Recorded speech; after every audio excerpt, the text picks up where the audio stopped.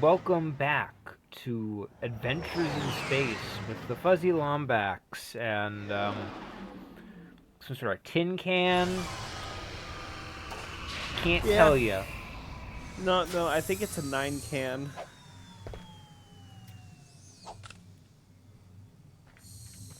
Yeah, it took me way too long to get. It's on you. I said tin can. Yeah, I know. I said 9 can.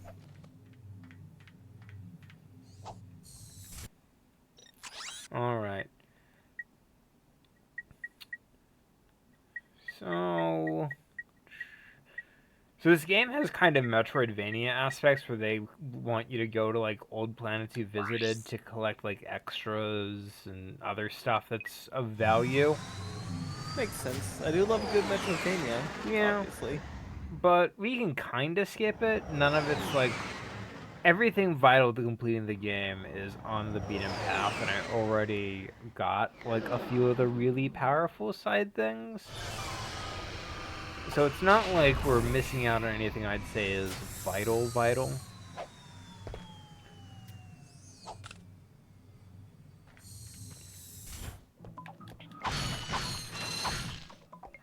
Let's see, what do I got here? I'm just traveling around, seeing what's available as route options.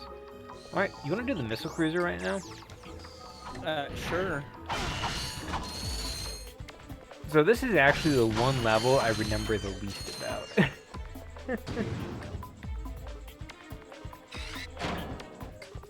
Well, every game has that one section. Fair enough. It's less because it's a memorable area and more because it kind of blends in with the finale. Yeah, like final stretch kind of thing. Yeah.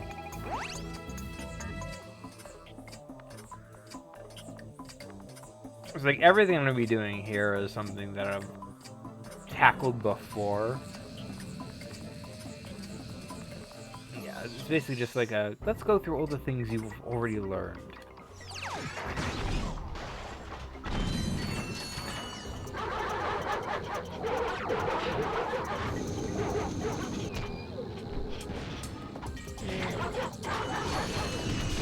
What game do you think has a really good final, uh,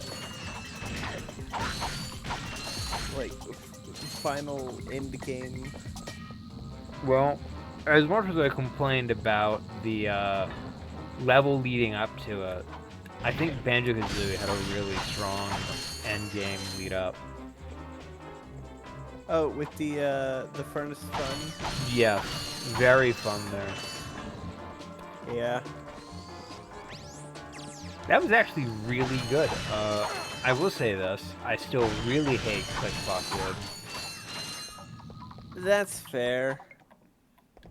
I get it, there's probably Uh, people who are like, yeah, it's actually a really good episode when it's a very good level once you get like used to the certain aspects about it. But I'm like, I think that the main thing that holds it back is just the game not saving your notes.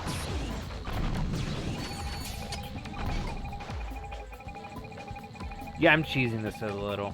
I know what they want me to do. I don't care. If it works, it works. You're never getting to that switch, motherfucker. Oh, but he saved up $500. He was eager to play the new Mario Kart.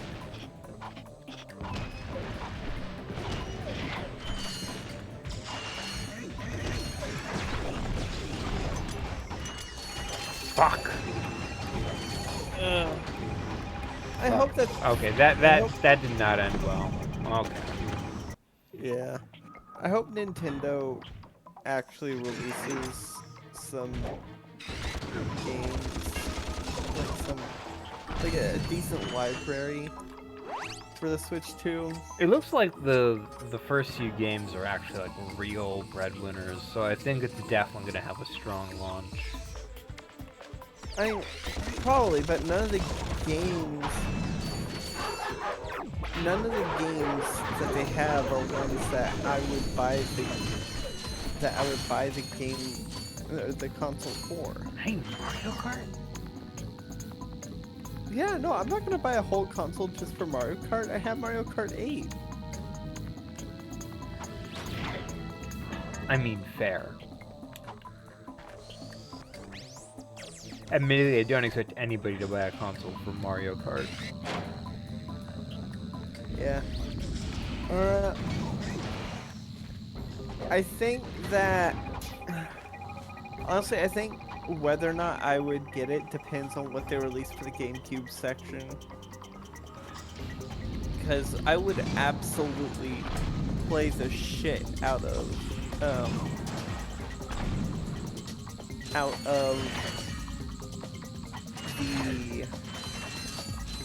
The GameCube stuff, Wind Waker, etc.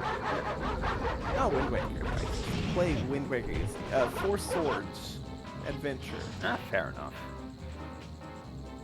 I dropped my bottle on my table. Which are coming in nicely.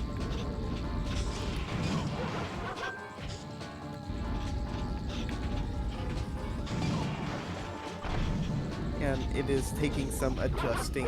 You fools! Your detection radius isn't large enough.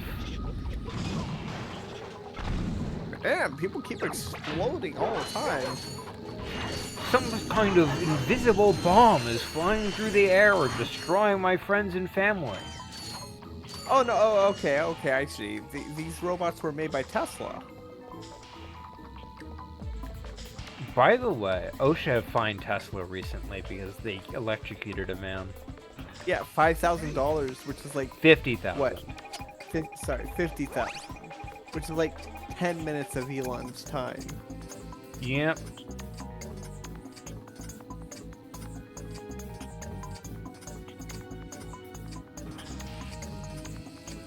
Hey, I'm out of Lombax. Psych!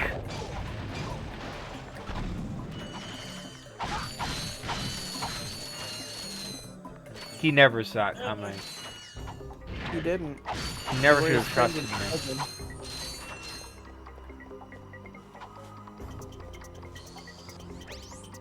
It's his own fault. He trusted me. He was warned on every occasion that I was not trustworthy.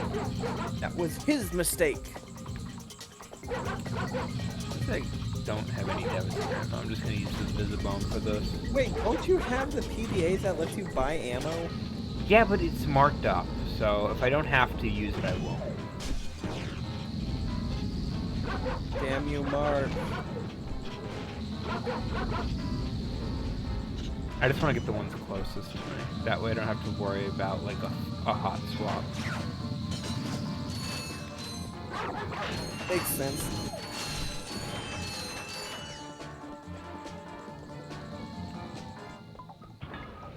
So, Night Rain came out. Yes, Night Rain came out.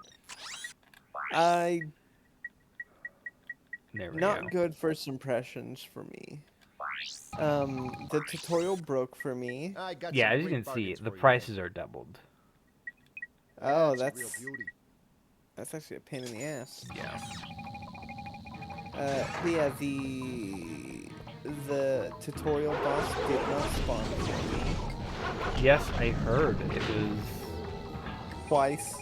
I restarted to Really? try again. And it Did you fail to save the NPC a second time? She dies before I get there. No idea how that's happening. She's not supposed to use... They haven't had that happen. Yeah, no, she Fucker. spawns, and even sprinting as fast as I can directly to her, she dies, like, before I can get to her. As I said, I'm surprised because, like, that didn't happen to me. I get it, but I asked on Reddit, and it's happened to at least one other person. Okay. Yeah, I can believe that. So, Maybe it's like something with how she spawns in, or like Maybe. I mean, she was spawning in standing up when I, both times, uh, when I did it, but, hey, when I buddy, looked at it, can you open that? Thank you. when I watched a video of someone doing the tutorial of Night Rain, she was, you know, laying down or crouching or whatever. Hands She and was in a knees. different, yeah, she was on a different, in a different pose than she is when I played. So,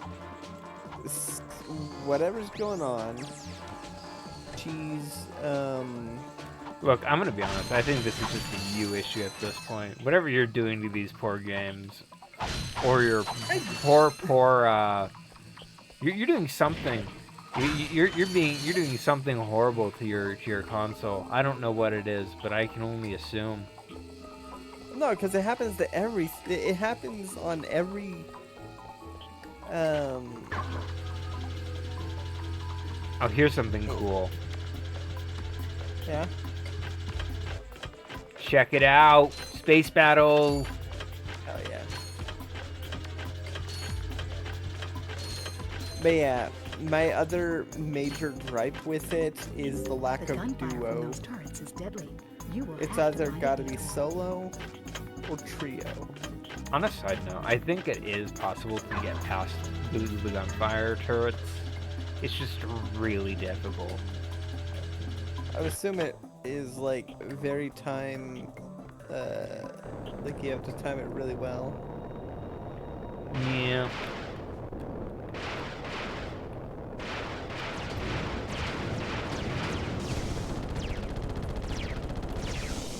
But yeah, Fuck. my first impressions of Night Rain were not good. I, you know, we played it for like 45 minutes and then, Yeah. because I had a feeling. the and also I do not like Monster Hunter. Those hitboxes are way too large. I really do not like Monster Hunter, and Timed don't- experiences. yeah, it's artificial difficulty.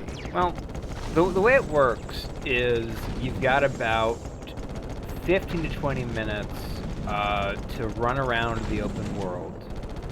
And then you got a miniaturized boss fight at the end of the area.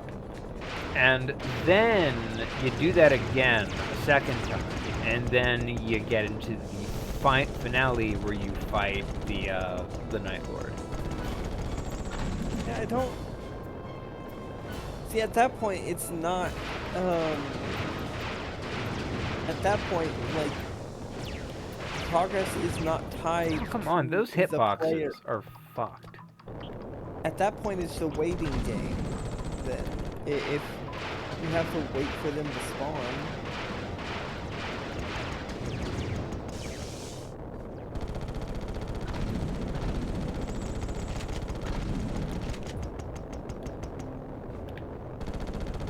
Yeah, my I point don't know what is, you mean by that. Explain about the waiting to spawn thing. you said you have to run around until the mini boss spawns. Right, so what you're doing is you're preparing for the fight with the mini-boss by getting new weapons, getting equipment, prepping yourself and your team with a new kit every time, and then you do the mini-boss, and the mini-boss is basically like a test to see if you've done a good job of collecting stuff. So it's just an entire game made about the parts of Elden Ring I don't like.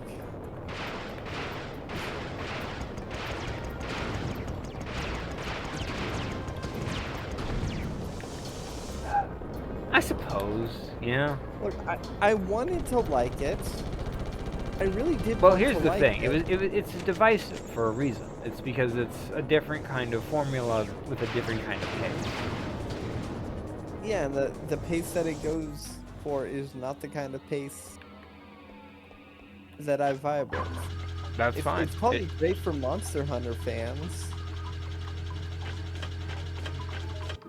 Maybe? I don't know any Monster Hunter fans. I don't know, but I know it's got like the same gameplay loop based on. No. I've played Monster Hunter. I can tell you right now they're completely different. Where you gotta fucking prepare for a timed mission to kill some asshole. No. So with Monster Hunter, the way it works is you prep in advance, and then you chase. So all the prep is done in advance, and then the 30-minute time limit is just you hunting them. Like it's a practical hunt. The time limit is the part that I have a problem with. The time limit is artificial difficulty. And it takes away the part that's actually, you know, enjoyable. I don't, despite how it seems, I don't just rush into the things. And that's one of the, like, when we play Elden Ring together with the seamless co-op, that is one of the main things that I've noticed about our gameplay styles is I tend to run past the enemies that don't really matter, you know? Whereas you stop to fight everyone. Admittedly, because I like fighting the non-bosses. They can be interesting and have their own sort of mentality to facing them. That's not the big old 1v1s with the bosses. It's like traversing the overworld. I don't want to stop for every group of 5. Even I don't stop for every group either. Like I just stop for like the ones that feel like they matter. You know, I don't run around with like 20 enemies tailing behind me. Like, running around just being chased by a horde of enemies is not fun in my book. Like, if I'm gonna get ambushed, I want it to be an ambush that I actually, you know, face, and not like an ambush where it's like, okay, now you just gotta keep sprinting. And I get that's probably not how you view it, but like that's sort of what... They don't chase that much, like they don't give chase. Like, at best, they look at you, take like 3 steps in your general direction before giving up because you've already made enough distance that they've given up.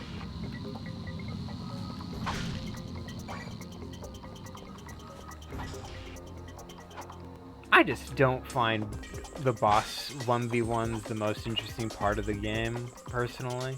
Is that it? Is this entire thing just for Gold Bowl? Well, no, there's a path behind you. Oh, this? I already walked this. I already did this. You did?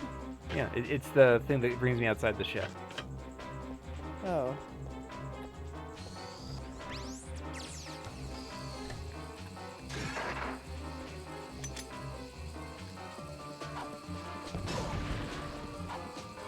Maybe I just missed something. Maybe there was something I was supposed to do here. Yeah, I think I have a feeling I just missed something.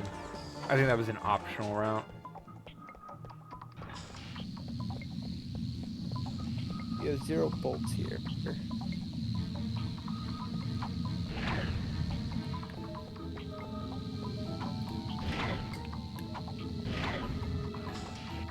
Yeah, I think this was an optional route. I took the wrong route.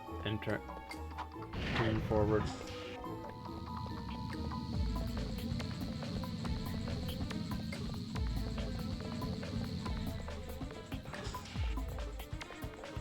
Yeah, I think I was supposed to go through this door. Yeah, there we go. Okay, that explains it. Get him, Ratchet! Get him! Tonight on Blind TV, the event you have all been waiting for, the total annihilation of an entire planet! I love this discount Eclipse cannon. And the nothingness that follows. So join Ultimate Supreme you know what I mean. Chairman Drek as he pushes the Death Star. that ends one Oh, and he's even hanging around Ratchet's house. Then stay tuned for the galaxy's funniest superhero bloopers. Yeah, it is Death featuring Star. Captain Quark. Now we know where he is. Let's get him. Let's get him. He's I love right that he back has where like he this really started. tiny chair. Yeah, 'cause he's really tiny. God, the new Lilo and Stitch doesn't even have Gantu. How are they gonna do the sequel?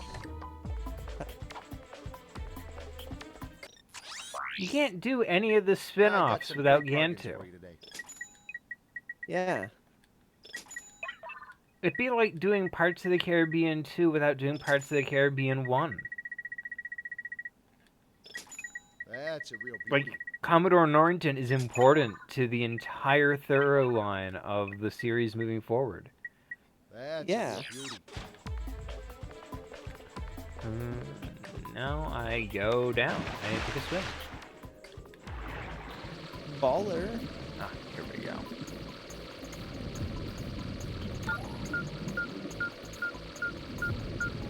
I got a keyboard and mouse for my Steam Deck. Nice, I saw. Yeah. It's a keyboard that's made specifically for the Steam Deck. It's got a stand on it, and Alright, we got another one of these. Let me focus. So talk.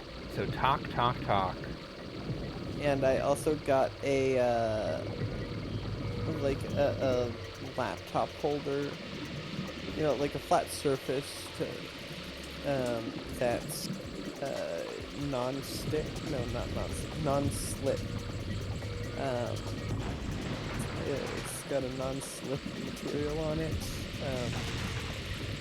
and it is it also has like a thing you can slide out the side to have a surface you put a mouse on. Fuck. Oh, you died. That's always the thing. It's like, you're trying to move fast, and like, perspective is always funky in games, you know? Oh, absolutely. And it doesn't help that those mines are like bluish. This blue Yeah. filter is too blue. Yeah. Which game was it where, like, the water was a flat,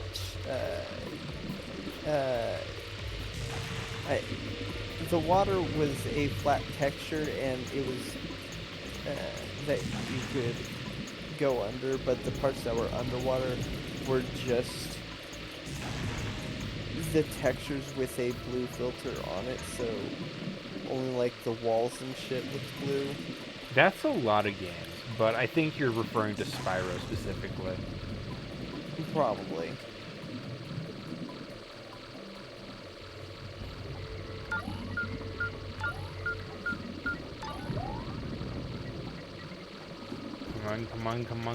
Come on.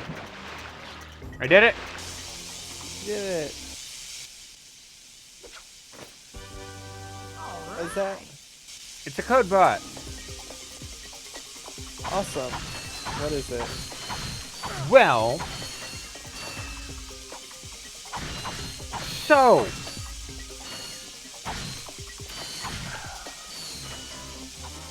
It does nothing for me now. Alright. It's kind of useful because there's like a thing you can interact with and like a planet you've already been to, but since we're kind of gunning ahead for the finale. Yeah? Yeah, we're kind of, you know, avoiding like backtracking if we can. Actually, we're only like 25 minutes in. You want to do a little backtracking? Sure. I want to get myself a 6 hit point. Oh yeah, that might be useful. Let's see, that's on Orxon. I'm trying to think of which games I've played with a really fantastic final stretch.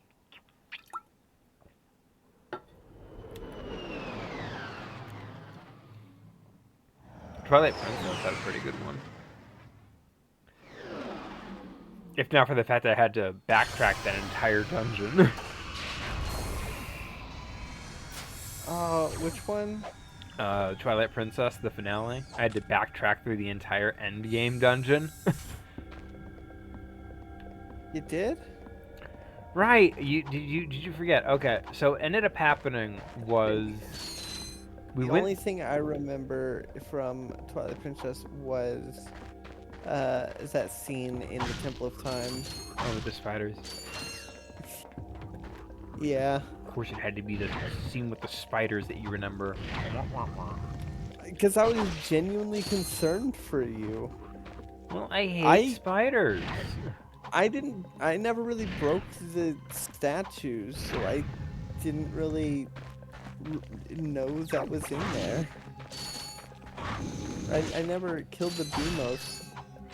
That's fair. I And definitely would have warned you about it. fair enough. I'm not mad. Oh, I know. It's definitely one of those things to look back on. It's funny as fuck. But in the time, I was genuinely concerned for you. I mean, God, that was a lot of tiny ass spiders. Yeah, I know. Hey, let's stop talking about it. Yeah, okay. So anyway, the scene in question was we get to the finale, and I'm going through the dungeon, and then we realize as we get to the end, I don't have the boss key. Because we never we never did the cutscene of the guys, like, doing one thing and then fucking off. Yeah, exactly. We didn't do that, so I didn't get the boss key. Yeah, I remember that now. Now you remember it, okay. Yeah, I remember. I'm being silly. At least, yeah, at least. Let me see. I'm trying to remember where the thing is. Is this Drex home planet? Yeah, this is Drax home planet. Where is the... What are you looking for? It's the nanobot container. There's supposed to be a shortcut, I believe, that brings me back. But maybe I'm just being stupid. Maybe I'm misremembering where the shortcut is. I'm just going through the Clank area again for my own painful amusement.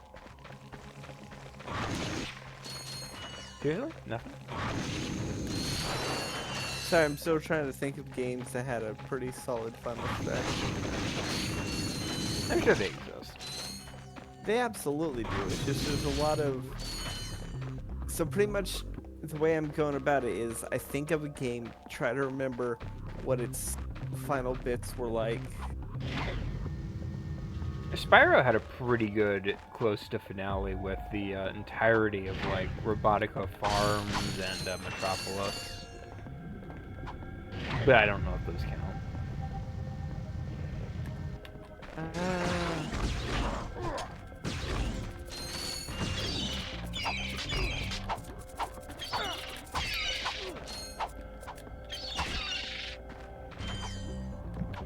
Mario Wonder was pretty good.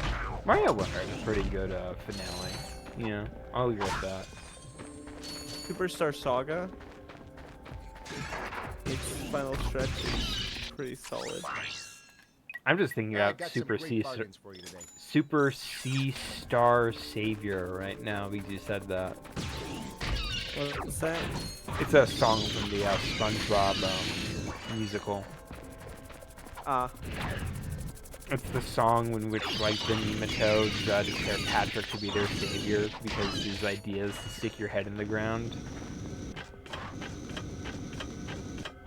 Makes sense. Okay, it's so much easier to think of games with bad final stretches than it is good.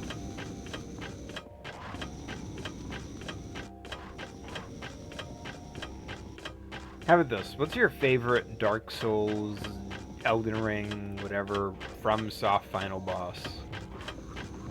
Oh, final boss specifically from Software. Can we include Souls-like games like Lies of P? Souls-like games, yeah. Okay, definitely the Nameless Puppet. You know, I'm gonna have to agree with that one. The Nameless Puppet forced me to learn how to parry in that game. I'm gonna be honest, I am still very excited for the DLC. Absolutely. Like, I cannot stress enough how much, like, that DLC is going to readjust my brain chemistry when it comes out. Oh, definitely. We're gonna be talking about it non-stop. We're gonna be playing it non-stop. That too. Oh, you can get Lies of P on the PS5. I already have it on the PC. Yeah, we could get on the PS5 as well, and we could play on the PS5. Why would I play it on the PS5 when I can play it on the PC? Fair. I have it on both. That's fair. It'd be less resources being used up. Fuck. No, I was right at the end of that, I think. I was getting greedy and I was trying to, like, rush ahead. The only things keeping Lies of P from having a great final stretch, in my opinion, is 2 of the 4 bosses ready. The Door Guardian and Manus. I think Manus is fine. There's been worse final bosses in video gaming history. Yeah, I just don't care for him as a character. Laxatia, that was a fantastic endgame boss. I actually watched a video on somebody who really sucked at video games who wanted to play, like, Lies of P because they enjoyed Dark Souls 2 of all games. I mean, that's an opinion, alright. Anyway, it was an interesting watch. I'll see if I can't dig it up later. Oh, definitely send it my way if you're able to. I love seeing people who are bad at video games give their opinions on video games. Well, she actually got good. Oh, nice. That's the important thing. She actually did beat the game. Nice. Yeah, I got all the way to... I got to the Nameless Puppet, all the way to the Nameless Puppet, relying solely on dodging and blocking. But once I got to the Nameless Puppet... Oh, he really makes you have to parry, yeah. Oh, yeah. I kept getting my ass handed to the point where I was actually considering getting the bad ending. I actually considered that for a moment. I had a better time with that than you did, I think. Well, yeah, you also learned how to parry throughout the game rather than learning right on the literal final boss. So I learned how to parry and what? I cannot find this thing. Where is it?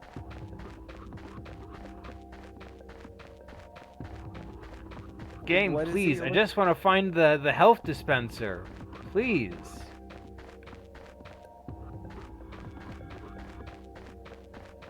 It's just a room with the health dispenser. It gives me more health. Increases my maximum health capacity. Dear God, where is it?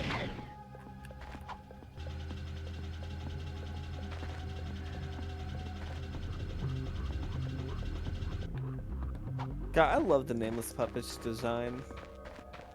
I'm gonna be so mad. Where is it? Oh, God damn it. Want me to Google it? Yes, maybe. What's this planet called? Orxon. Platinum, platinum soda. Platinum nanotech. Is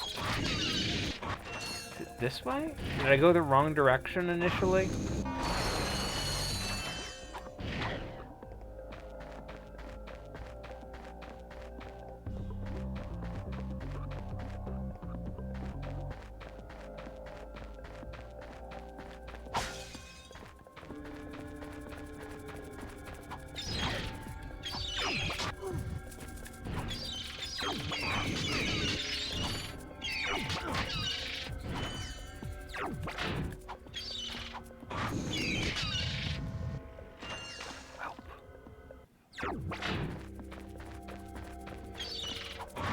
not be this hard to find the damn thing again. There's supposed to be a shortcut back to, like, the start of the game, the area. Wait a minute. I can just bring up the map. What am I doing? Yeah, what the fuck are you doing? Oh, there it is labeled right there. Yeah, but how do I get back to it? Okay. Hello once Fuck. again, fellow blog. No. Okay, I'm just gonna run through this area again because I think this is the right path to it. Yeah, sure. Oh yeah, this is the specific platforming challenge that's shown on the image on the wiki. Yeah. So this oxygen thing's right past the crab things.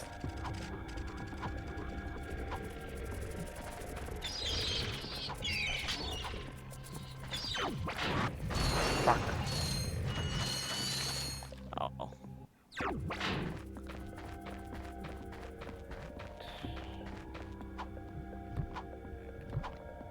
Don't worry, this is, despite all the time this is wasting, it hasn't even been 10 minutes.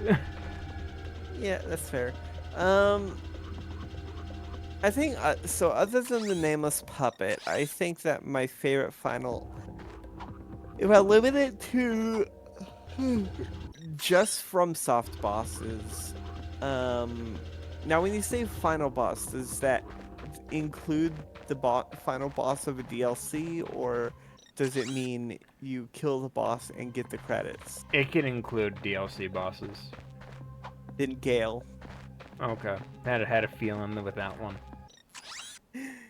Gale is phenomenal. I will not argue with that one. I've only, like, fought him the once because I just kind of didn't want to play Dark Souls 3 again. That's fair.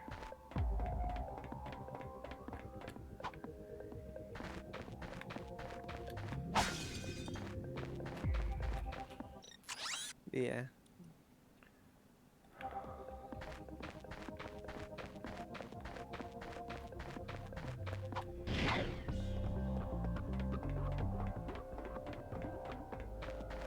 So it's in this room, is it?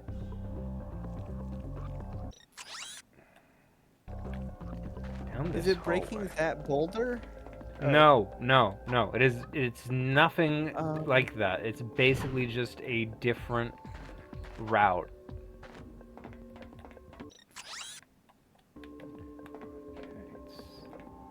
Oh, go back up to that area where you jumped. You did the No, wall that's a jumps? bolt. That has nothing to do with this. Maybe it's this way. Maybe the problem was that I was supposed to go this way the entire time.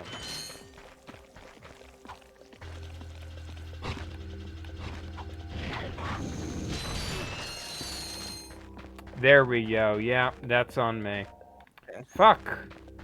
That many? Oh my god, how much do you have? Not nearly enough. I thought it was a bit Alright. cheaper, so that's on me. Well, at least we enjoyed a little backtracking for our own sake. The best place to grind. No, bolt. we're not doing grinding. 'Cause they're Hydro Splicer and Hunter. Hmm?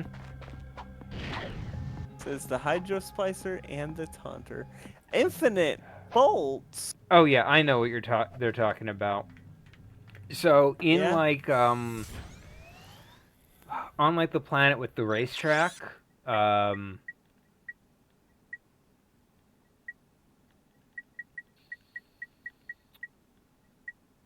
Brilgar, if you get under the level, you can perch yourself by the by a bunch of bolts, and the taunter can break bolts.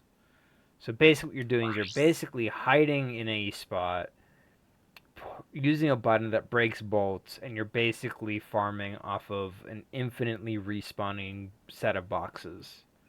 I kind of want to see that then. I can't do it. Oh. I don't know how to do it off the top of my head. I would need a video, and unfortunately, I'm not good at pulling off the particular set of jumps required. I couldn't even make the lady's tits grow, and that's supposed to be a cakewalk. Fair. I mean, if it was a cakewalk, it would be her ass.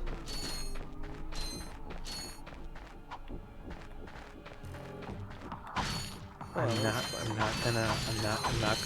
gonna tell you that's funny. I don't want to encourage it. I do not want to encourage her. I do not want to encourage her. I do not want to encourage her. You don't want to encourage me to make jokes about cake? Not this close to my birthday. Oh, right, your birthday. Yeah, I got two great bargains for you today. that is actually tomorrow. Also, Right. also in case you're curious, the taunter thing takes a while. It can take like Ooh, yeah, that's it takes a while. Basically, the limitation is your patience. That's fair.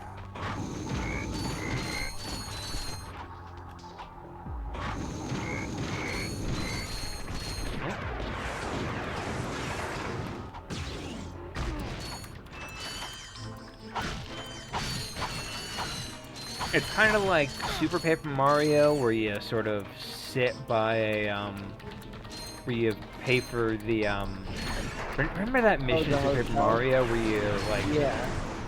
It's the one with the spider lady. Yeah. Come on, seriously. Yeah, most people just stick with the fucking hamster wheel. I mean, it's not like you need the little hippie minion that one gives you anywhere else afterwards. I don't even know which. Oh wait, it's the one that lets you turn to the side and be invisible, isn't it? I think it's the one that lets you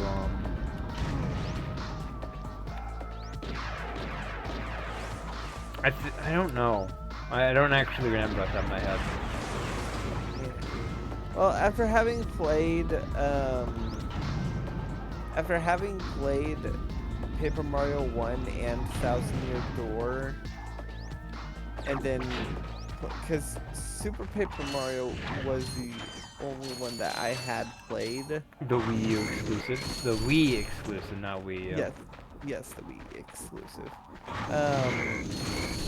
Yeah, those were the only ones.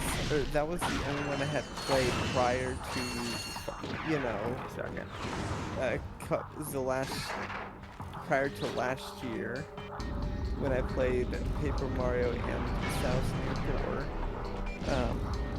And after I beat that, I went back and played, because, you know, I played those on the channel. I played Super Paper Mario in private, like on my own time, again for the first time in like 15 years. It's a good game. I don't blame you. It is a good game. Not nearly as good as Thousand Year Door or Super Paper Mario. I missed out. Fair enough. Like, you know a game is really good if you didn't play it as a kid, but played its pretty solid sequel. And then you finally play it and realize it's so much better than the one that you played. You know what I mean? Can I reach this guy? Please say I can reach him. Please say I can reach him. Please say I can reach him. Boom. Thank goodness. Hell yeah. This is a good spot for just like taking care of like the obnoxious enemies on this route. Yeah. I can believe it. That's not to say like it's bad, but it's like they really do throw all the like high power enemies into like a very small area. Yeah. That's because they want you to choose it. Yeah. There's a lot of games that want you to choose things. By the way, in case you're curious, the bolts don't spawn until I get close enough, so... So you can definitely see some of them falling as I get close. That's great. Also, a really fantastic way to save on processing Yeah. by not having them rendered until you get close. I mean, it's an old trick, don't get me wrong. It's been around since, well, since 3D games existed. Yeah, let me just pull up Like, my Mario trespassing. 64 does that with his permanent coins. Okay, where am I trying to get things? No.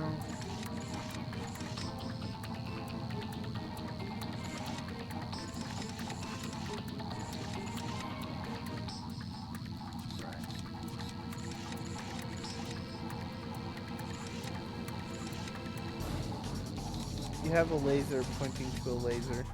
Yeah, that's mostly because I can only move one at a time. I thought you can move the entire ring. No, I can move the entire ring, but I can only move one ring at a time. Oh, yeah. So the way to do those is basically just to like figure out where things don't go, and that tells you where the things do go. If that makes sense. It does. Like if you got like two things got that some great basically bargains for you just today. like block beams. Well, where do they not block beams? Instant answer. Yeah, I know. I see what you mean. Oh man. Right before this, I was playing Space Station 14 with Biddy. And we have characters that, for the sake of simplicity, we will describe them as twins. The one I play, I have been whitelisted for command, and I like to play as Chief Justice, which, you know... Me knowing you, terrible idea, really. Whenever I play... well, security hates me because I am on their ass about making sure that they follow protocol. Am I not supposed to? Am I not supposed to like refill this stupid thing? Oh. Anywho, while Biddy was laying down for a bit and resting, I was playing, and one of the security officers came up to me, and this is one that we play on the same server usually, and so you see a lot of the same faces, a lot of people play the same characters. So this security officer comes up to me and like, hey, my character's name is Janet.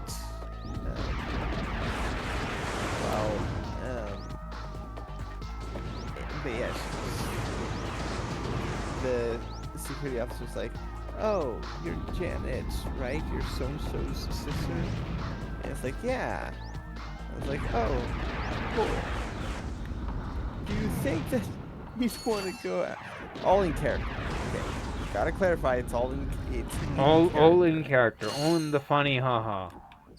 Yeah, the Space Station 14 is a role-play game.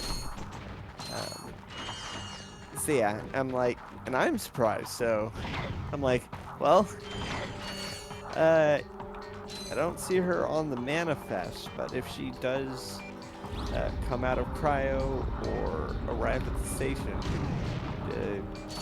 you should shoot your shot. Thing is, I didn't realize this. So I thought the character was bi. Because, you know, Biddy tends to play bi characters. But Biddy's character is lesbian. And these guys Made me- can't shoot straight, by the way, so they make awful security guards. Which made me feel like an ass. Oh, you set that poor dude up for failure? No wonder security Yeah. hates your guts. Yeah, well, so, and also to get into, I was trying to cheer him up. I was like, well, well, sorry it didn't work out. I did not know that. She let me know, that blah, blah, blah, you know. I'm like, oh, for what it's worth, if it wasn't a conflict of interest, I would have shot my shot. And he's like, wait, what?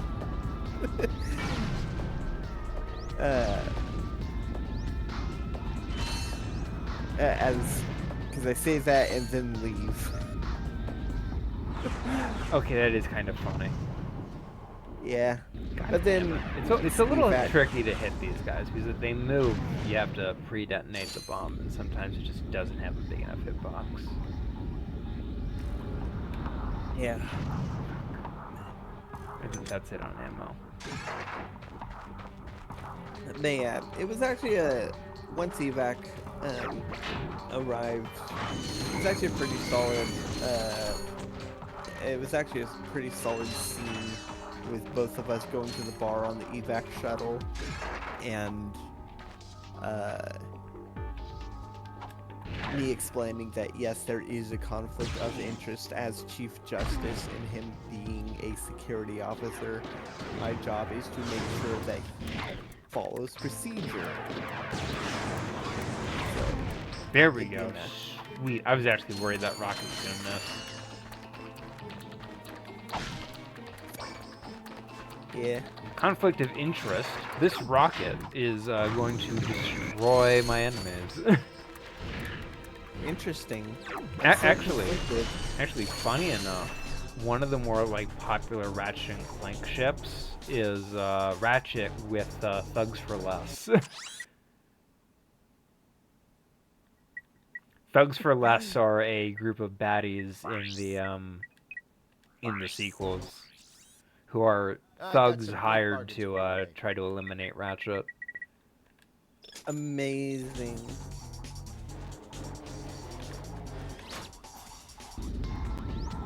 Alright. So, here's my hypothetical for you. Okay. Here's my what would you do hypothetical. You are you put in a lot of work to become a certified master builder, or yeah, master Lego. builder in Lego, and you get to make one Lego scene from Ratchet and Clank. Any of the games or movie, and it will be and all copyright and stuff will be properly negotiated, so you don't have to worry about that. You have to make the scene. What would it be? I'm gonna be honest. Bio Obliterator. Bio Obliterator? You don't know what that is. I don't. Yeah. Okay, so in Ratchet and Clank 3, the big bad's goal is to bio obliterate all squishies. And to do this,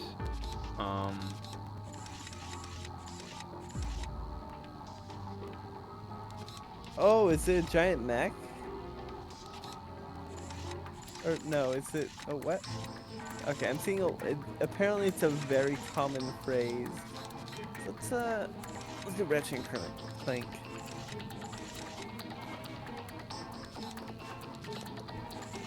there we So go. I can see what it looks like. Yeah, it's basically a massive sphere, but the real thing is that it's like a mini Death Star, but it can turn into Oh, a it's robot. Oh, that's amazing. It's got multiple forms. Anyway.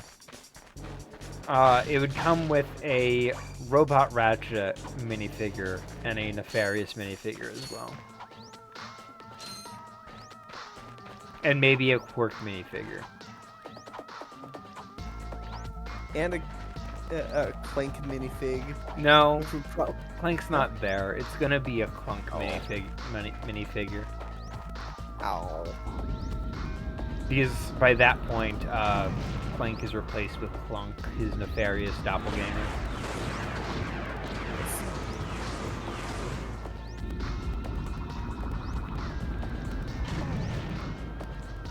Now let's expand. So you have a lot of success with this Minifigure set. Amazing. Yeah, it's $200 Lego set. Lego is salivating. They're asking me to make more. Yeah, they let you choose any game now. What would you choose? Let me think. That's a tricky one because that's a lot of like responsibility. Yeah. Any game.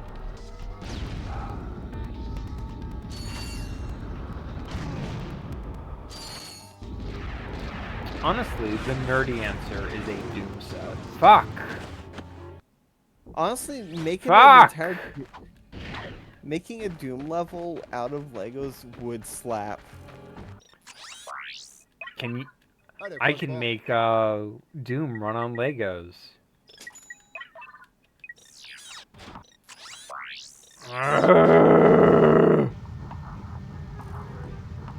I'm so angry. I think my answer would be... I have to go through this entire area again? This isn't... You can find me. This is just the first part of, like, the big finale. Dear God. I think if I had to choose... And it might be recency bias because we were just talking about it. But Rise of Fate? No, the Twilight Princess Temple of Time. Oh, fair enough. Because I think a Dark Nut minifig would look amazing.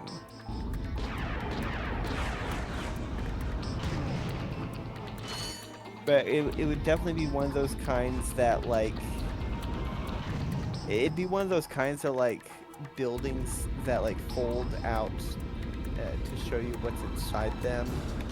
Fair enough. I'm super mad. I have to redo this entire segment. You know how boring it is to use the Visibomb like this? Yeah. It's the most practical way to do it, I'm gonna be honest. By, like, gazillions of, like, painful deaths. Simply because of, like, how, like, obnoxious these enemies are with, like, their hit scan. Not really hit scan. But they're, like, painfully accurate, and you don't really got, like, good strafing options. And the lock-on isn't nearly as strong as it needs to be. And how they never group up close enough that I can just take out 5 of them at once.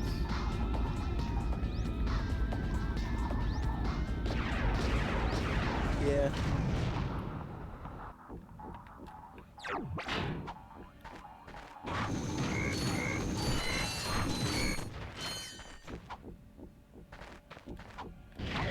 They like to do this thing where they have, like, a group of flying enemies and then, like, a bunch of little froggy dudes. As you can see, that's kind of what's going on here.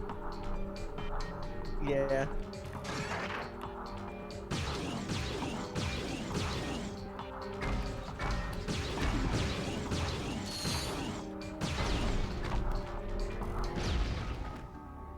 There we go. That worked out.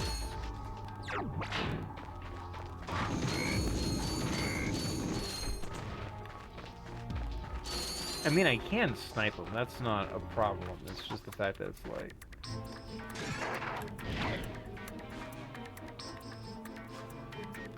Sniping them is inoptimal. Yeah. Because I'm putting myself at way more risk than if I just Visibomb them from, like, a distance forever. Yeah. It's optimal strategy. Not fast, but it is effective. Admittedly, the Visibomb is a great gun regardless, so I'm not even, like, bitter about it. Always a fan of missiles you can control.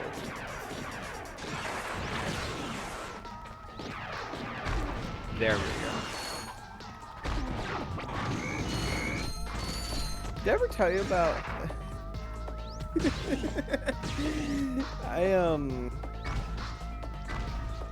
So, the first time I ever played Metal Gear Twin Snakes. Are you kidding? Takes 4 rounds. Okay. Yeah. First time I played Twin Snakes, I did not find the sniper rifle. Okay, you're gonna have to tell me this. What the heck is a Twin Snakes? No, Twin Snakes. I don't know what that is. Metal Gear. Which Metal Gear? First. The remake of the first. Of Solid. Okay. You see, that's part of the issue. Like, Metal Gear has, like, so many, like, remakes and redos. Well, the Twin Snakes refer to Solid Snake and Liquid Snake. Just... It's the main... I'm teasing. I'm teasing. I know what you're referring to. I'm just sort of like... Isn't that, like, the remake done by that company that, the maker of Metal Gear didn't like? It's the one for the GameCube. Yeah, that explains it.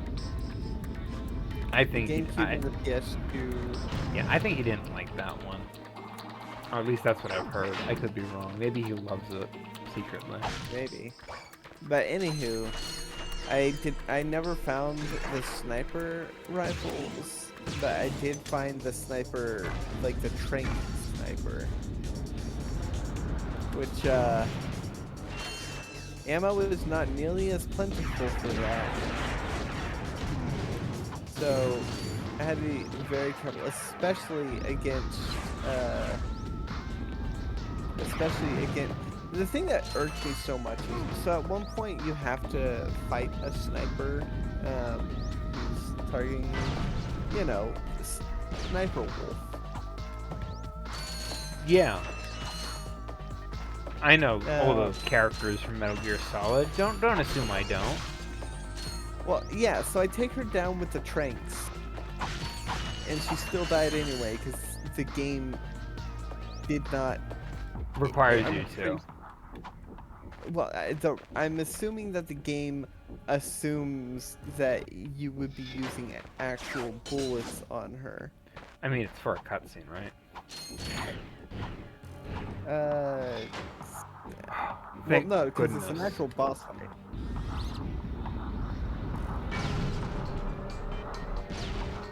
Honestly, I don't think I have to clear these guys out because on the opposite side of here is... Let me see what I think it is. Something cool.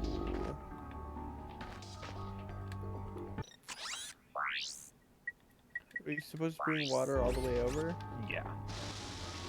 Oh, okay. Yeah, that's why they don't make me put away the Hydro Displacer. Okay.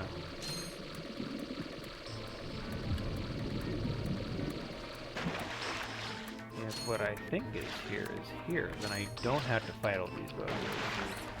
If it's not, and I do have to fight all these buggers, oh, yeah, is it? Yes! Is it a super gun? Oh, it's even better. Oh, it's even better. Oh, the growth pad. It's my boy, Giant Clank.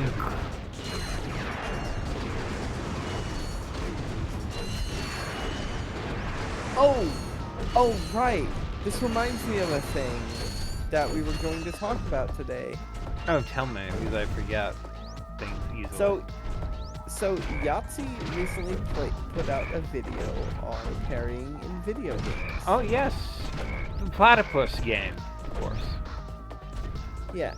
So, we both individually in private before watching the video wrote down what our thoughts on parrying were before watching the Yahtzee video.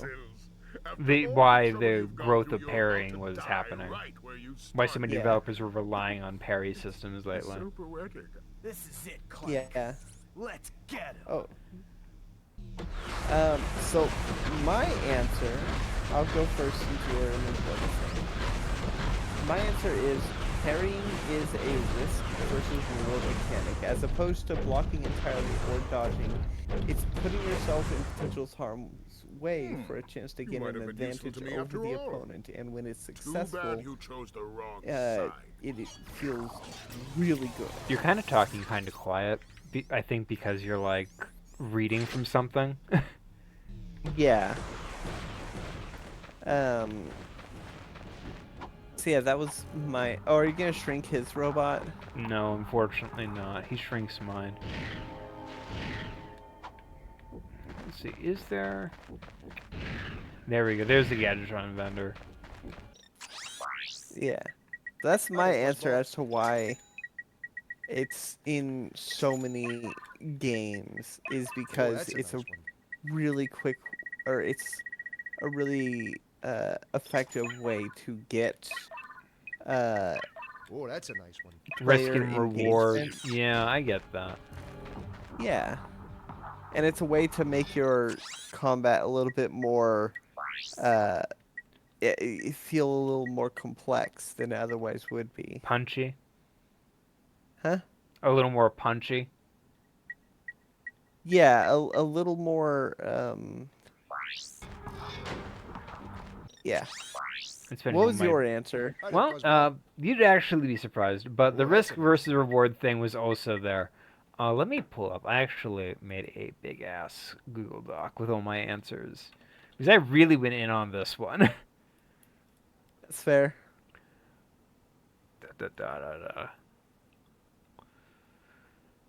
Okay. So the big one is the risk and reward, which you already covered. But I'm going to go with feedback. Let's say you're playing Bayonetta, and you got the dodge button. You got the witch time on the perfect dodge, right? Yeah, I love that. That feels good. I rely on it a lot. Yeah, but here's the question. What's the difference, player-wise, between a perfect dodge and a regular dodge? A perfect dodge, it cuts it so much closer, and your reward for dodging it really good is that time slows down and you can get in a bunch of solid hits. It is, in effect, a dodge-based parry. Yeah, but here's the question. You're still pressing a button. The timing changes, sure, but you're still pressing a button at the end of the day. And if you screw up, if you don't get the perfect timing, you still dodge away, you know? You're still avoiding the attack. Whereas, like, with a parry, you're sacrificing your ability to dodge. So, so there's that risk and reward, and feedback-wise, let's say you fuck up a dodge, well... Take damage. You might take damage, yeah, but, like, you do the regular dodge, you get a little feedback, yeah, so you're still getting that good old feedback, it's like, but very little is changing from, like, the player's moment. And let's say, like, you're facing those golden enemies, those ones that have the gimmick where the witch time doesn't work. Remember those fuckers? Yeah. Yeah. So let's say you're facing those, and you're not getting that perfect timing because, like, it doesn't exist, but you don't get the reward. It's super easy to just, like, not realize that that's what's going on, and instead think to yourself, oh, I'm just must be getting the timing wrong. Wrong. It's the fact that you just don't get the perfect dodge anymore. Also, with the way Bayonetta does it, it does sort of encourage just spamming the dodge button while it just encouraged spamming the dodge buttons so you do get that witch time. Oh, by the way, lore. So it has come to this. Once I step on this ignition switch, a countdown will commence. The end of which signals the destruction of your pitiful world. There must be another way to make a home for your people. You think that's what this is about? Who do you think polluted our last world? I did. This is about one thing and one thing only. Cash, and lots of it. You see, I've been paid for every square inch of my new world. Once the inhabitants move in, I will begin polluting this world as well. Then the whole thing starts all over again. Ah, brilliant. Planned obsolescence. Why, Yep. you evil. So there is little- one criticism for the remake. Save it, Clank. Oh, Have do to they stop not go that into the time. environmentalism and the anti-capitalism message? Yeah, they kind of skim on that. They do make him actually genuine in his like pursuit of like, oh, this is actually to build a proper planet for my people. So they do make him. So they do actually. So they fuck that up a little. Boo. Yeah, fuck. I thought I was going toward the grind rail.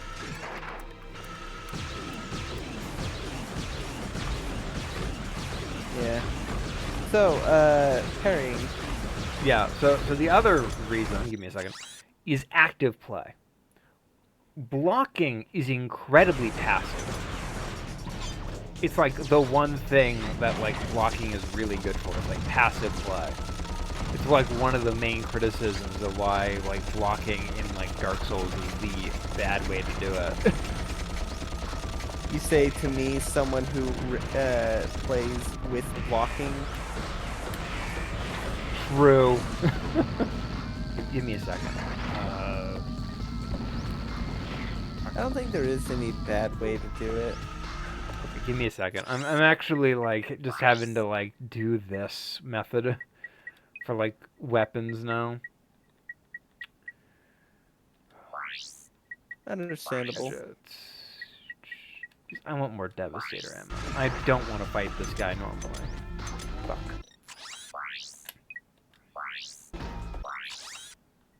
Hi there, Fuzzball. Yeah, fighting him with the Devastator is a pain.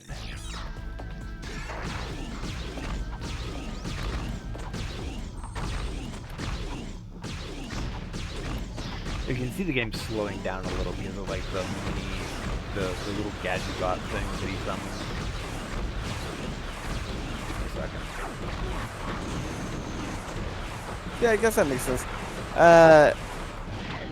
So active play. Yeah, so parrying is an active thing. It's something you have to commit to. And it means you have to get up right into their face, and you're attacking them, and you're attacking them, and you're attacking them, and then they, like, attack you. So you have to parry them. Blocking is nice, and I like that Liza Peace makes it an option. Like, end of the day, being able to, like, just parry is so much more satisfying from, like, a gameplay perspective than, like, turtling up and waiting for the enemy to attack you. That blocking tends to encourage. Understandable. So, Yahtzee's video.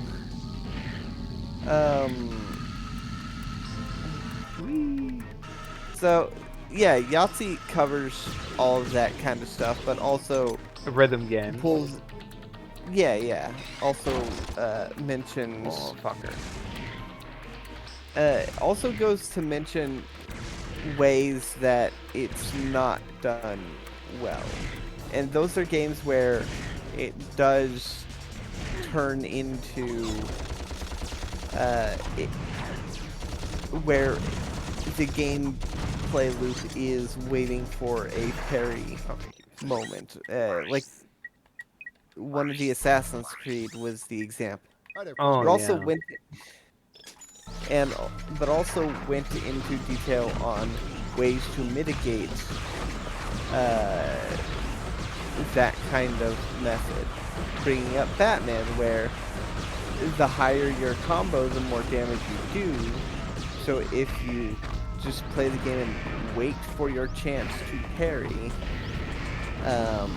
then you lose your combo and you do less damage. So it encourages you to continue. Fuck. I am running way low on, like, Devastator ammo. I got some great bargains for you today.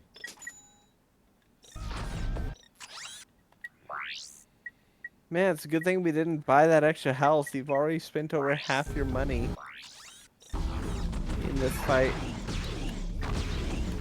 It's kind of inevitable. Like, it's expensive, as I've said. Fuck! No! God damn it! No! Drek, you bastard! I do think Liza P did it phenomenally well, tying it to the there, block fuzzball. button so that you, it effectively turns it into That's a real bummer. the super guard from Thousand Year Door, where it's the I'm super mad. I was right there at the end. I could have finished him off then and there, but I was running out of ammo every few seconds, and I was, like, having to trouble with the hot swap. Oh, god damn it. yeah, no, I feel you. Yeah. And I do like that Yahtzee did bring up Thousand Year Door when one of the super guard. complaints about one of the complaints about pairing was that it's being put into things that do not need pairing, such as turn-based RPG. And Yahtzee pointed out Thousand Year Door has that with the super guard. The super guard, very satisfying when you can pull it off. True and fair.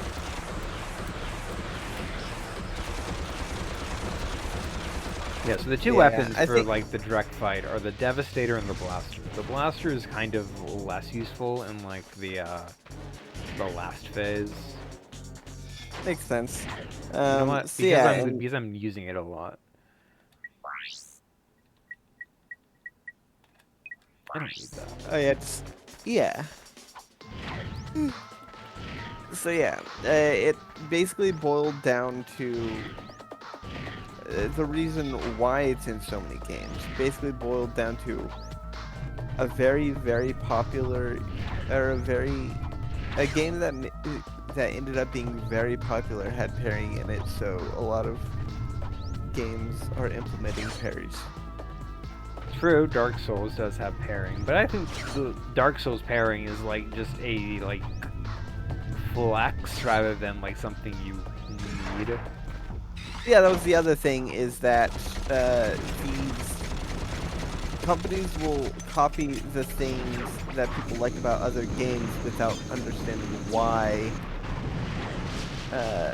people liked them about them. I got some great bargains for you today.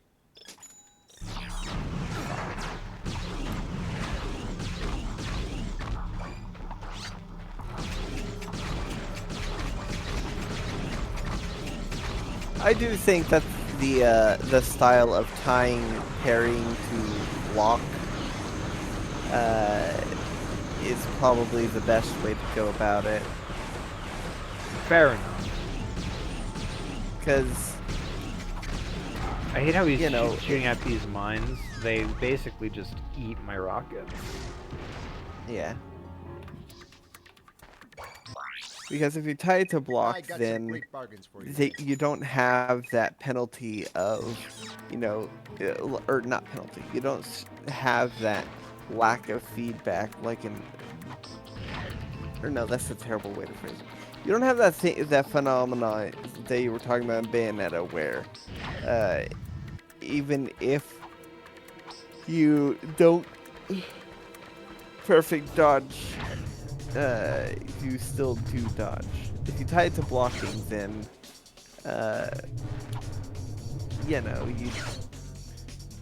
you still get like a block off, but it's inferior to the to the much Yeah, better if you're lucky. solution of, you know, actually getting off the, Getting the parry off. you know.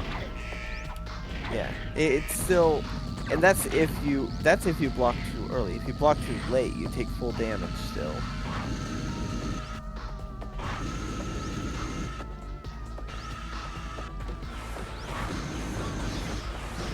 Yeah.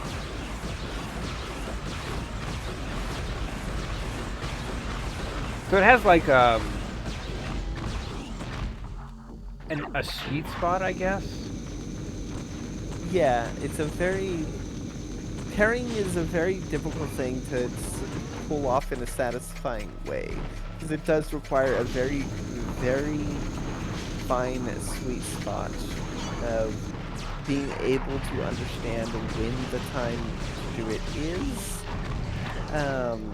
and being able to consistently pull it off True. if you practice enough. I do think that the parrying in Metroid Dread is not bad once I, you know, had a proper controller instead of the Switch Lite. And you have like time to get used to it. Oh no, I got it immediately once I switched to an actual controller. That was purely hardware. The only time I wasn't able to consistently do it was with the Emmys, but that's because their parry time Is designed to be their- intentionally difficult. well, they do delayed attacks that are randomized, and that lack of consistency is what throws me off. On top of that, you have maybe 2 frames of the parry tell. Because, you know, every enemy, when they do an attack that can be parried, their eyes flash white, or flash gold. Oh, yeah.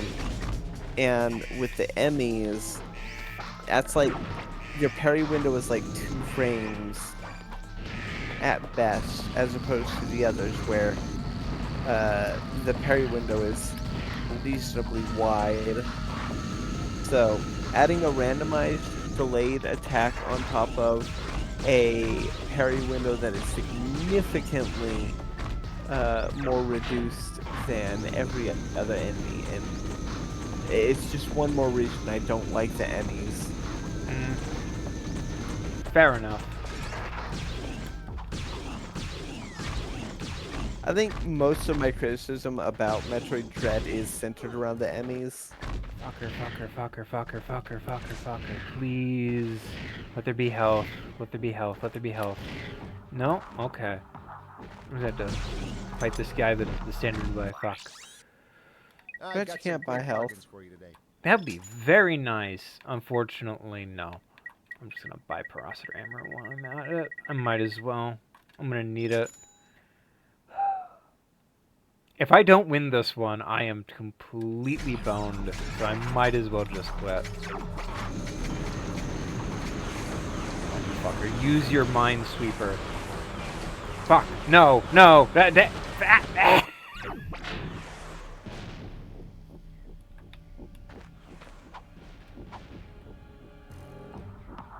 This is why I hate this final boss. He is a ammo sponge. I got some great He bargains. Yeah. soaks up your ammo with hit after hit after hit, and you never have enough ammo. Oh, that's a nice one.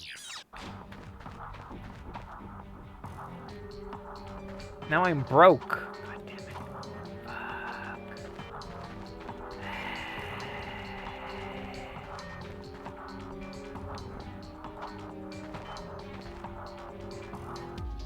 Right, I'm gonna Alright. pause the video for a second.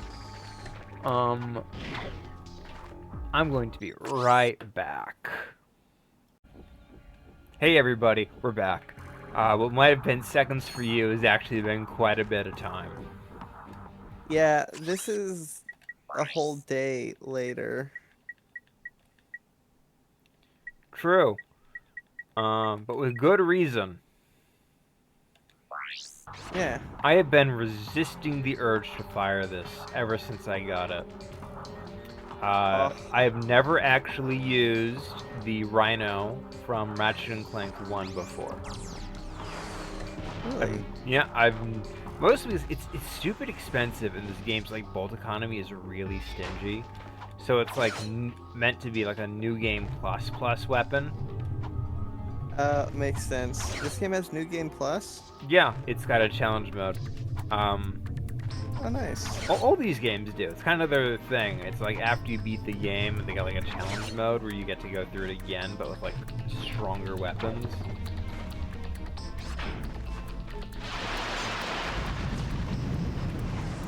Jesus Christ, that's melting the health bar like butter. Indeed.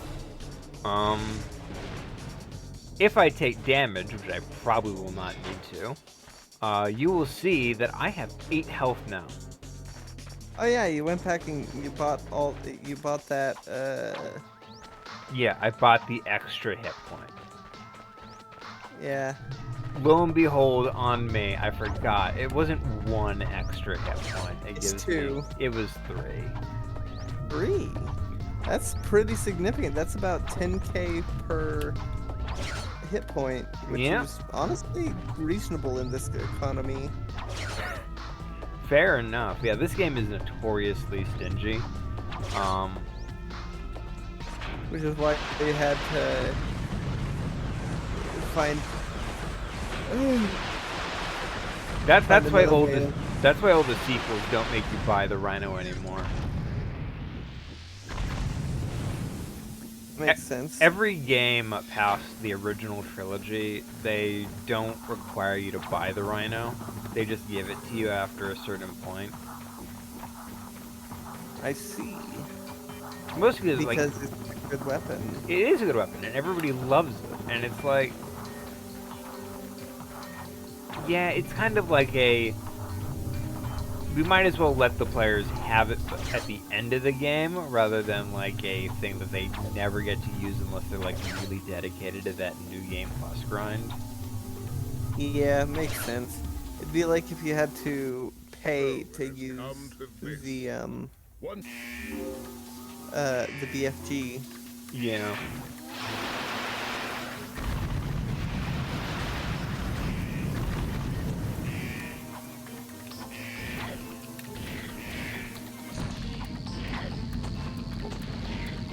He'll kill all his minions for me. How convenient. Yeah, why would he care? They're just minions.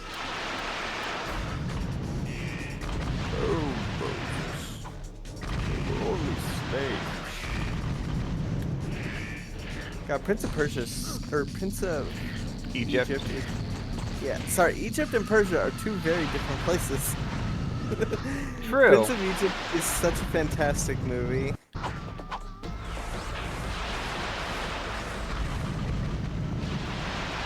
Die, Trek. Die. Can I kill him before the timer runs out? Believe in you. I got him.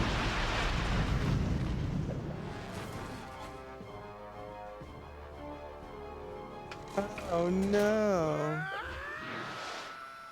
Now it's pointing downwards. Now it's pointing upwards. Oh. Ratchet? What's up? You see, the Destroy Rhino's the not the planet. biggest gun in the game, you know? Amazing. You know, this time I am thinking what you're thinking. He's gonna just destroy a fucking planet. Yeah, not just any planet. Drek's planet. The planet he was going to replace with mine. I do like how it's I do really like how it is just straight up patched together. I love that. So do you think the people moved into the planet yet? I don't think so. I mean, there's still workers there, This setting can't everything up. Oh no! Oh no. If only he had a jetpack. Phew, that was close. Clank, you can pull us up now. The servos in my arm appear to be broken. Broken? As in, fall to our deaths broken? Yes.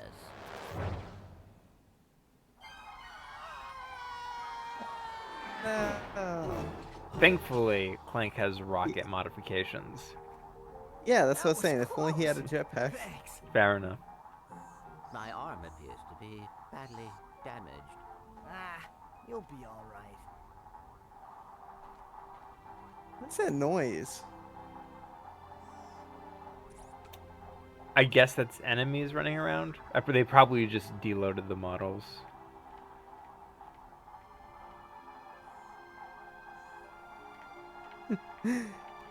Is that a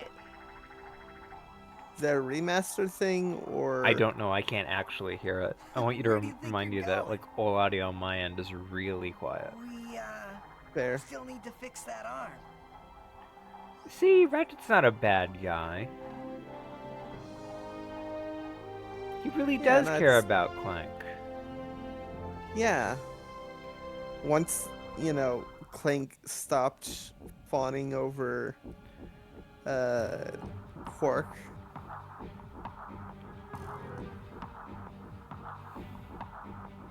Yep. And Yay. this is it.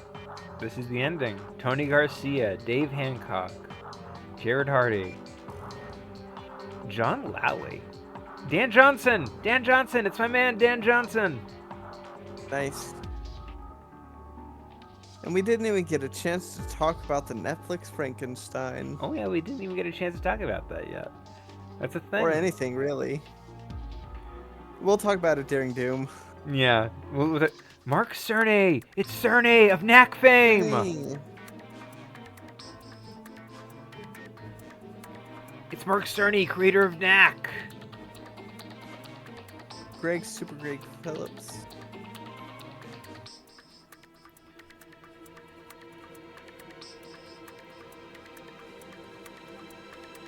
Pretty fast credits.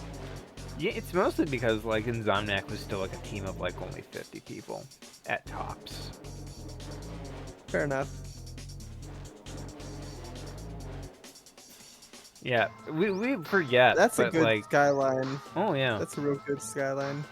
we forget. But like in the old days of game design,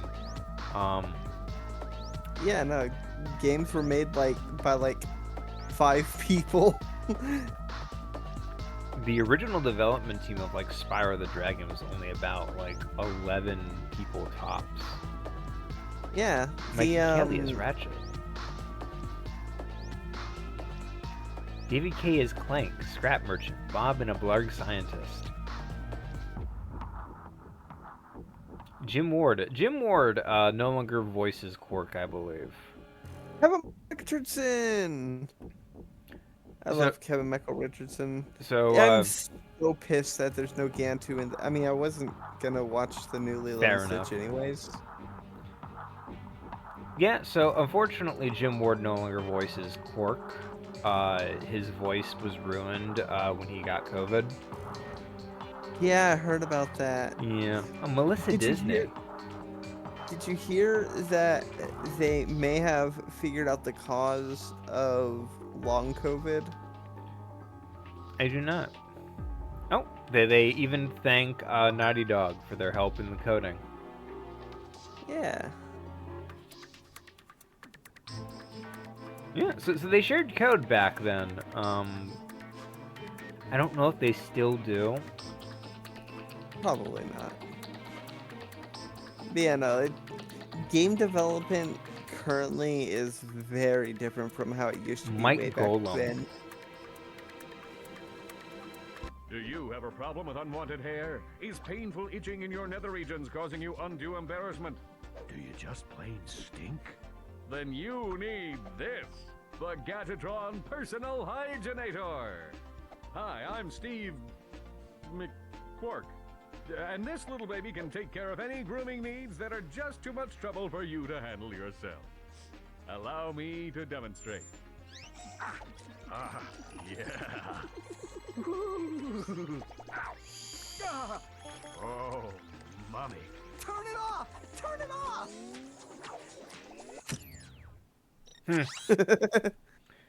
Amazing. You 12 of the 40 gold bolts? Yeah, I wasn't searching for them. I could have found them all. Fair enough. Yeah. Yeah. So 0 to 10 gold weapons. You only get the gold weapons in like New Game New Game Plus? Plus, so it doesn't mean anything. That's fair. So, See, yeah, that's game Ratchet and development. Clank. Yeah, game development currently is very different from how it was back then. Uh, Pretty much currently what would be comparable to game development back then would be the indie game scene where, indie game indie games tend to like or indie developers tend to like, communicate and stuff. Work together. Yeah. Yeah. On a side note, speaking of video game design, Cliff Jumpers got shut down recently, which is a shame because they were working on a Black Panther game. Oof. Cliff Jumpers is the remnants of what Monolith Studios was. They're the makers of Blood, and more importantly, for context, Shadow of Mordor. Oh, yeah. I'm aware of your history. Anywho, yeah.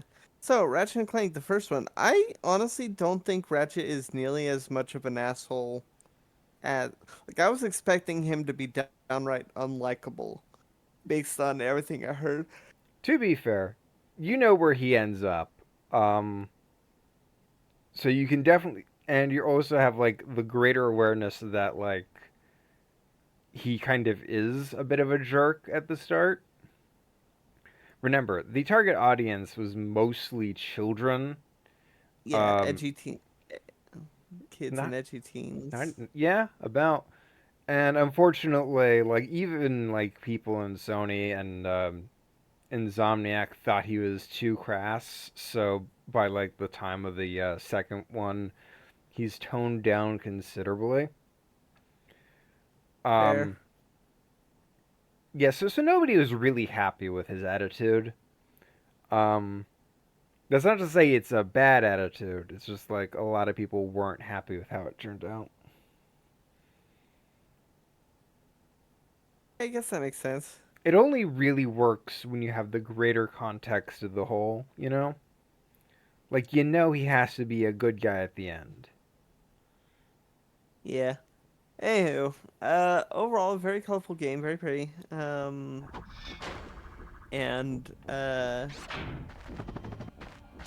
yeah. I don't have much more to say. I really like seeing how they started out. You like seeing stuff blow up. That too. So yeah, I guess this is where we'll wrap it up. Yep, this is it. This is the end. So let's do our sign off. Thank you for watching. Definitely tune into other stuff on the channel, such as my Beaten Dark Ages Let's Play, now with keyboard and mouse. How strong is this thing? I am gutting an Beautiful. entire planet. Yeah, you're just like Drek. Yeah, the also on the channel I am playing Mario Brothership, Minecraft, and yeah. Comment challenge of the day. What are some of your favorite weapons in games? I like the combat cross from the Castlevania Lords of Shadows series. Yeah, the cross is really satisfying. It is one of those classic weapons. It's a shame that like the series didn't continue. Yeah, I do love that in the Netflix show it did get the reverence that it deserved. True. Yeah.